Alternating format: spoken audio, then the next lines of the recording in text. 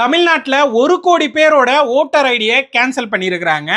SIR form fill பண்ணி கொடுத்தீங்களா, அதை செக் பண்ணிட்டு 1 கோடி பேரோட ஓட்டர் ஐடியை வந்து கேன்சல் பண்ணியிருக்கிறாங்க. இதுல உங்க ஓட்டர் ஐடியும் கேன்சல் ஆகிருக்கிறதுக்கு வாய்ப்பு இருக்குது.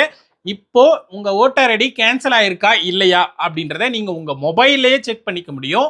எப்படி செக் பண்றதுன்றத சொல்லித்தரேன். இப்பவே உங்க மொபைல்ல குரோம் ப்ரௌசர் ஓபன் பண்ணுங்க.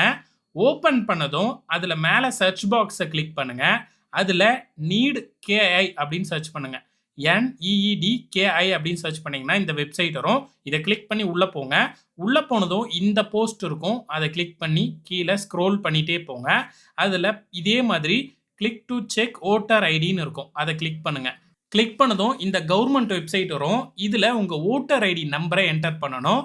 எபிக் நம்பர்னு இருக்குல்ல, அதை கிளிக் பண்ணிட்டு உங்க ஓட்டர் ஐடியில் உங்க போட்டோவுக்கு மேல நம்பர் இருக்கும். அந்த நம்பரை இங்க என்டர் பண்ணிடுங்க. என்டர் பண்ணிட்டு தமிழ்நாடுன்றதை செலக்ட் பண்ணிக்கோங்க. கீழே கேப்சா கோடுன்னு இருக்கும். அந்த பாக்ஸ்ல மேல இமேஜில் இருக்கிற எழுத்தை அப்படியே டைப் பண்ணிட்டு சர்ச்ன்றதை கிளிக் பண்ணுங்க. உங்க ஓட்டர் ஐடி டீட்டெயில்ஸ் எல்லாமே வந்துடும். இப்படி வந்துருச்சுன்னா உங்க ஓட்டர் ஐடி ஆக்டிவேட்ல இருக்குன்னு அர்த்தம். நீங்க செக் பண்ணிக்கோங்க. உங்களுக்கு இப்படி வராம சர்ச் பண்ணும்போது நோ ரெக்கார்டுன்னு வந்துச்சுன்னா உங்க ஓட்டர் ஐடி கேன்சல் ஆயிடுச்சுன்னு அர்த்தம். உங்க பிஎல்ஓவை உடனே கான்டாக்ட் பண்ணுங்க. வீடியோவை லைக் பண்ணிட்டு இந்த பேஜை ஃபாலோ பண்ணுங்க. அப்பதான் இந்த மாதிரி வீடியோக்குள்ள பார்க்க முடியும். ஷேர் பட்டன் கிளிக் பண்ணி உங்க ஃப்ரெண்ட்ஸ்க்கு வீடியோவை ஷேர் பண்ணுங்க.